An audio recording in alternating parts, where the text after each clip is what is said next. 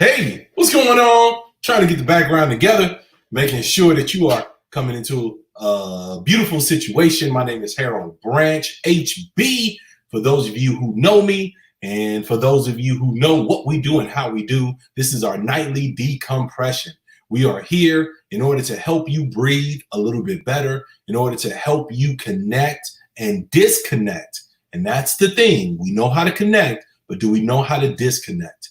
We're warriors in a beautiful, beautiful struggle, in a beautiful battle. Things are happening daily right now, moving things forward, but also pushing up against what we're working towards and what we're working on. So in order to stay diligent, consistent, persistent in this journey, then it is important that we know how to disconnect when appropriate so that we can have the energy to get back in that fight. We can't fight consistently every day, 24 hours a day. You have to be able to self-care and look out for yourself. So some people have been joining us every evening. Brenda, how you doing? Out of Texas. Liz, what's going on? Kareem, good to see you. Dad, how you doing, sir? Thank you for chiming in to your boy. I ain't gonna do nothing but share a bunch of stuff you taught me anyway, like the meditation. So good to see you, Pop. Love you. Ro, how you doing, Ro? Love you much. Appreciate you, Brendolyn. Good to have you on as well.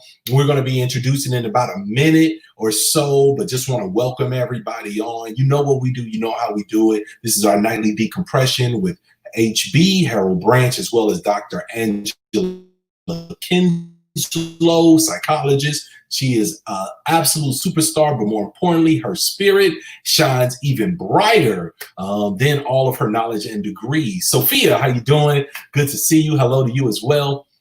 And so once again, please share it. Let people know this is going on. I'm hearing that people are really enjoying it. They're looking forward to it on a nightly basis now.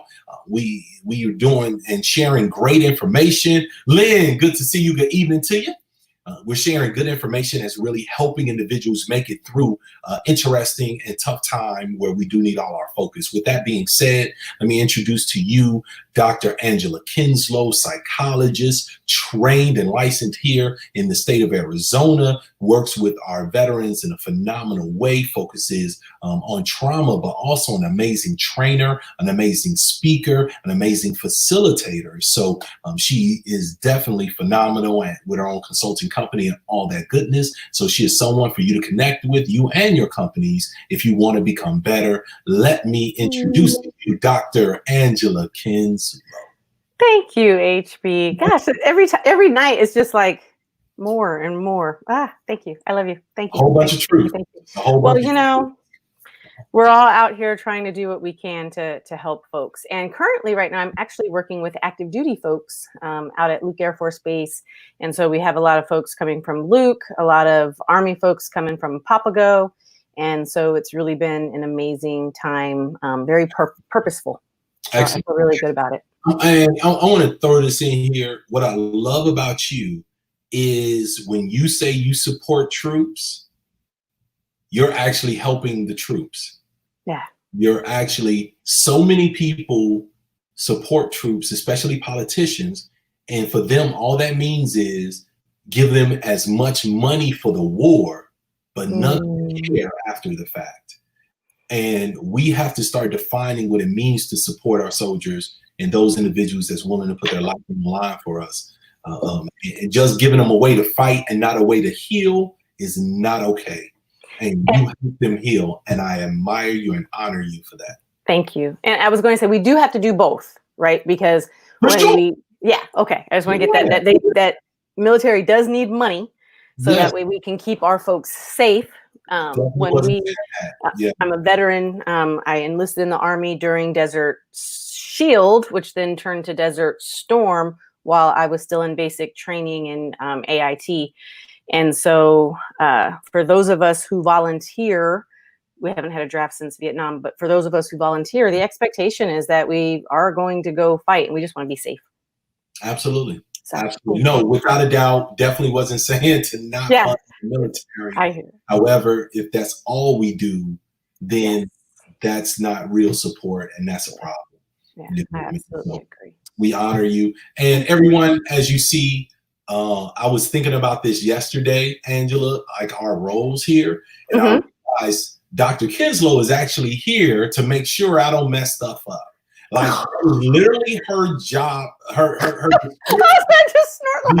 it's so your job, because I'm bound to say stuff. I be coming up with ideas and I'm like, hey, this. And Dr. Kenzslowe will be like, nope, that's therapy. You can't do that. Yeah, no, educational only. Don't. I be opening up liability. I be messing stuff up. So if you don't have an Angela in your life, get a Dr. Angela in your life to keep you from overstepping and doing something absolutely insane that puts you on Twitter in about 12 months from now, and your life is destroyed. Oh, thank you, HP.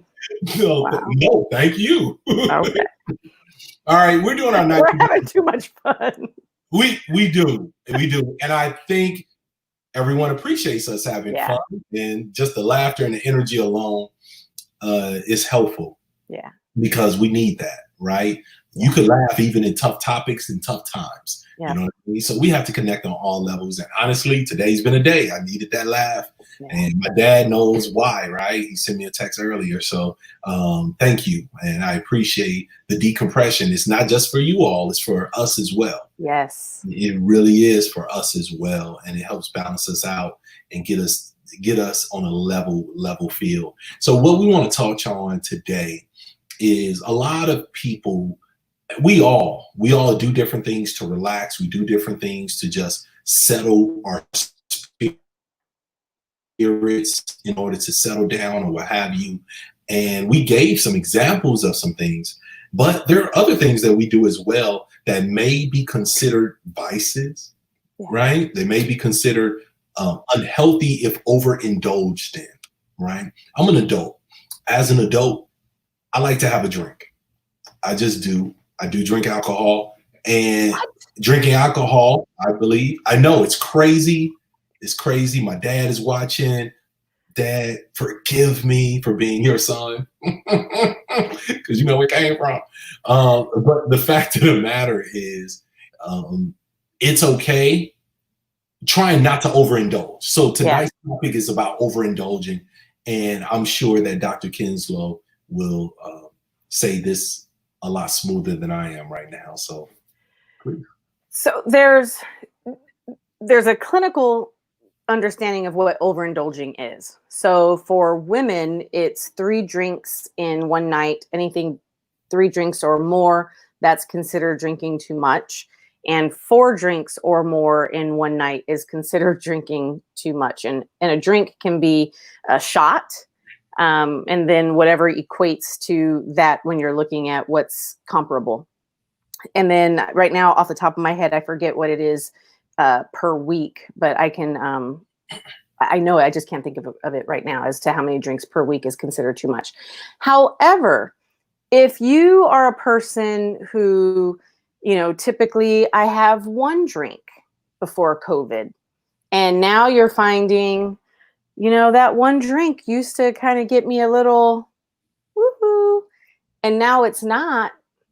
That means your tolerance is increasing, right? And so we have to be mindful that our tolerance doesn't increase so much that it's taking that 2 to 3 to 4 to 5 drinks to make us still feel like how 1 drink did back in December when we were celebrating the holidays. True story. So that's one of the challenges of not working as much. We're working from home. I don't have to get out and drive. I don't have to get dressed, right? I can just roll out of bed, brush my teeth, and start working. So it's okay if I'm not feeling up to speed as much. And so as HB and I were talking during our pre-conversation, it was, what can we, HB and I, do to contribute to help people recognize things not to do? And so just really being mindful of the alcohol intake, especially during this time, because it's really easy. And I enjoy wine. Oh, what? And I enjoy a good old fashioned. And over COVID, I learned how to make a good old fashioned. Yes, and I have the good I'm ice. an old-fashioned fan. I can make a great old-fashioned. I even shared one with my son, and he was like, "I've never had this before." And so, but it's dark liquor, right? So I love old-fashioned. don't have a lot. There And you that's go. okay, right? Be mindful. And if you find that you are drinking too much, then it may be time to find someone in a therapeutic sense who can help support you with lowering that drinking amount or being able to abstain. Without a doubt. I personally, and some of you may be able to relate to this, I have a obsessive kind of personality with a lot of different things. I'm a very goal-oriented person. So if I get a drink, my goal is to complete the glass. It's a subconscious thing. It's crazy. I know it's crazy, is wild. However, I realized that, okay, I'm drinking, and next thing I know, I'm having a drink every night. Then I'm having a couple drinks every night. What I always have to ask myself, no matter what I'm doing, is can I comfortably stop doing it? I've always measured, where I was. I don't like to be controlled by anything. I don't like anything to be able to say, I own you, I control you. It's something I have to have.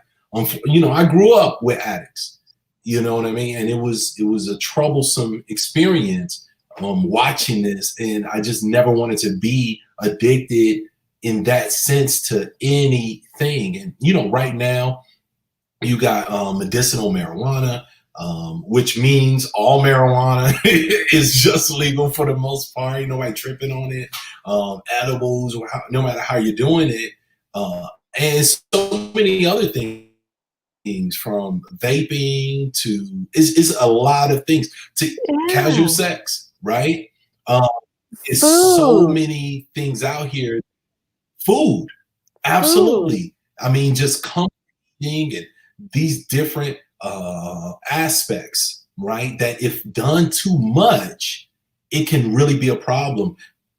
Some people are addicted to drama. There's no drama, and they'll find something to be angry and argue and debate about, right? So my question is, in a way I take a look at it for myself, I don't know if this works for anyone else, is this something I could stop doing comfortably? So I will take days off or whatever to make sure. I do it with meat. I go for a week and just don't eat meat because I don't want to be owned by it. So here's one of the challenges, though. So if the thought is, I'm going to go back to alcohol. If the thought is, can I stop this comfortably? So there's a difference between tolerance and dependence, right? So if I'm drinking more and my tolerance level is increasing, I can stop. I don't have to drink. I'm not dependent. I'm not going to have withdrawal symptoms if I discontinue. But now I'm needing more and more alcohol to get that same feeling that I used to get from one drink. Right. And so that's a consideration, and it can be the same for marijuana.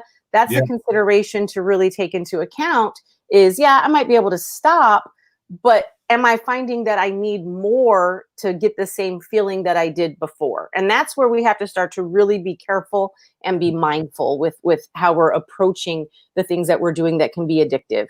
And for people like you, HB, and for people like me who have been predisposed to addictive behaviors from, familial parents. Mm-hmm. Sorry, Mom. Sorry. So we have to be even extra mindful. We do. Right. We do. And so I just caution with the thinking of, can I quit? Then it's okay. We should really take that step back and am I needing more? Those are two great points. I think we made two great aspects to look out for, right? Because if you are dependent, that's a challenge. And if your tolerance is going up, that's something to be aware of. So these are two things to be aware of that may cause you to pay more attention to what's going on and a way to measure. Because sometimes, is it fair to say, and you tell me, that when dependent behavior or tolerance is going up, and let's say both of those are the signs of a problem starting. Mm-hmm. Is it fair to say that when a problem is starting, oftentimes you don't see it? You don't realize That's a blanket statement. Okay. So it might. So I'm going to be careful with that. Please. It might not be that I don't see it. I don't want to see it. Okay. Okay. So, and earlier when I was looking down, I was looking at my phone, and I wanted to see if the alcohol screening measure was online. And so again, this is educational. So if it's readily online, you can take a look at the audit C. It's called audit, and then just the letter C, and that will give you the parameters of, hey, if I'm drinking this much, I might want to be mindful. And there's tons of free resources to be able to take a look at if you are starting to think it's a challenge. It doesn't have to be Alcohol Anonymous and things like that. But if you're really wanting to titrate down or be mindful, there's plenty of resources. And then, of course, you can always find a therapist to help you as well. Without a doubt. My dad, he even put down there shopping addiction. I think I may be in trouble with that. Well, because that gets that hit of dopamine. You find people who will go to the store, they try stuff on, they get all this stuff, and then they just put it away. They don't ever really buy it. It's just the find and the seek. Luckily, I don't like shopping, so I don't have that problem. Ooh, I keep a box of nerd stuff. I like to shop. I like to shop for books. Yeah, I do a lot of kitchen stuff. Anyway, a lot of stuff. Family, do you think we could take 2 minutes to breathe? That would be lovely. Not tonight. We don't have to. No, that would be good. Let's do that.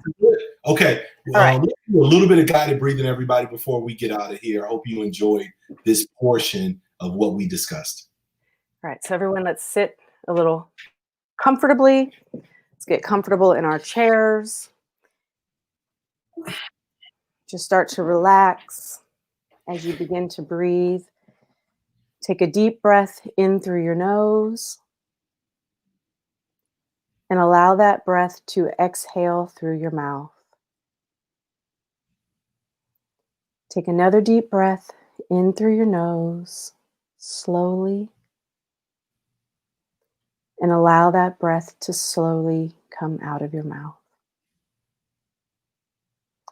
And as you're breathing, thoughts may come, and that's okay. You can let those thoughts just go as they want.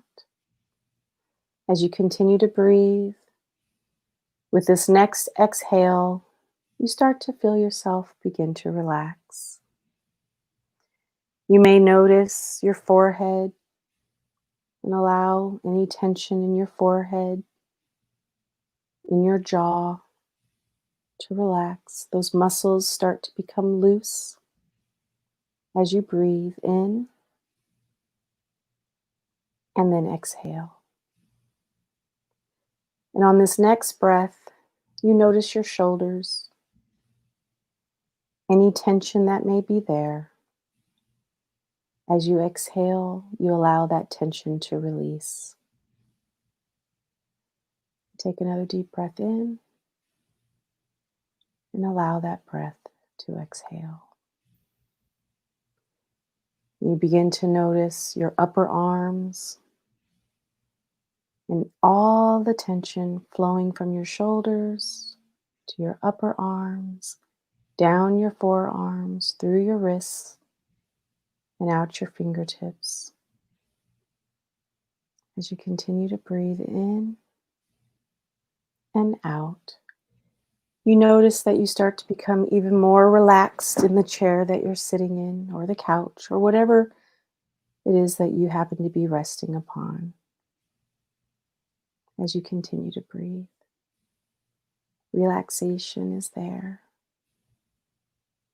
Your upper body starts to feel a little bit more loose as you're breathing, and your stomach's going in and out. Any tension that may be in your lower back starts to escape with this next breath.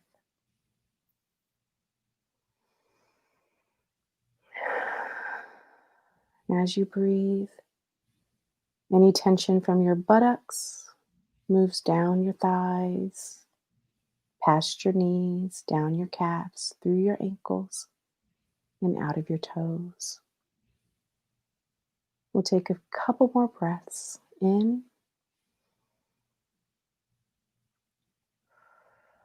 Let that breath out as you continue to relax. Another breath in and another breath out. Now, in order for us to all come back together, I want you to start to wiggle your fingers, wiggle your toes, push your neck from side to side, shrug your shoulders, begin to stretch, open your eyes. We're all back and nicely relaxed.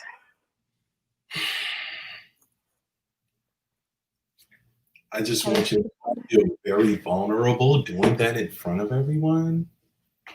I mean, I'm going to do it, but I feel very vulnerable. Thank you for making a safe space. All of the viewer. Well, hopefully those who are in a safe place to be able to sit, definitely not while you're driving, are able to just sit and breathe with us. Thank you. We're a few minutes over. We felt it was important to do that for our breathing. We're out of here. Dawn, I see you in Chicago. Thank you for staying up with us. Love you, sis. Family, we're warriors. And warriors have to know how to fight, but they also have to know how to heal. So important. We'll be back with you tomorrow, and we'll go through an entire guided breathing meditation. Yes. No? Yes. Tomorrow we're going to go through a guided meditation, so please join us. It's going to be awesome. It's something you'll be able to use all weekend long until we come back to you on Monday. Appreciate you all. We love you. Peace.